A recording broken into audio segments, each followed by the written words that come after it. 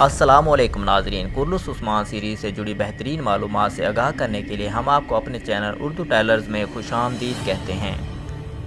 नाजरीन, आज हम बात करेंगे रघुदास के बारे में। क्या ये उस्मान बे को धोखा देगा? क्योंकि हमने ट्रेलर में देखा निकोला ने रघुदास को फांसी दी। क्या निकोला उस्मान बे के लिए कोई जाल बिछाएगा? इसके ऊपर तफसील से बात करेंगे। इसके अलावा शेख अदब अली के दामाद के बारे में बात करेंगे। क्या तारीख में शेख अदब अली का कोई और दामाद था? ये सब जानने के लिए हमारी वीडियो को आखिर तक देखिएगा और हमारे चैनल को सब्सक्राइब करके साथ में लगे बेल आइकन को भी ऑन कीजिए ताकि आप लोगों को हमारी हर नई आने वाली वीडियो का नोटिफिकेशन मिल सके।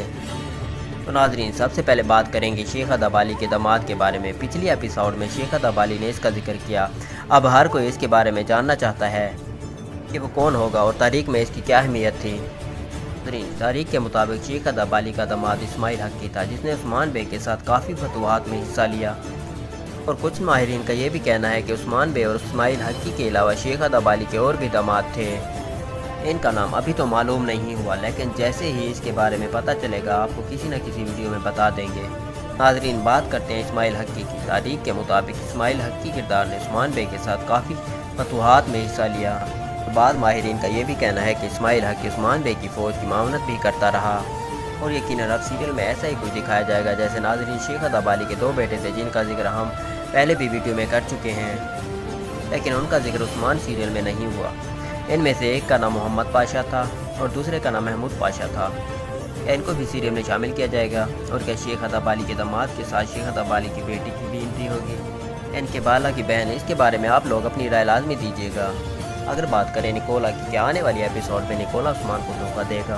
क्योंकि हमने ट्रेलर में देखा निकोला रघुदास को फांसी दे रहा है। जिसने भी ये सीन देखा इसी का यही कहना है कि निकोला उस्मान बे को धोखा देगा, लेकिन आने वाली एपिसोड में ऐसा बिल्कुल नहीं होगा। निकोला उस्मान बे को धोखा नहीं देगा। वैसे निकोला दोनों तरफ चाल चलेगा ताकि अपना फ़ायदा हासिल कर सके। निकोला ज्ञातू से भी जान छुड़ाना चाहता है और उस्मान बे से भी।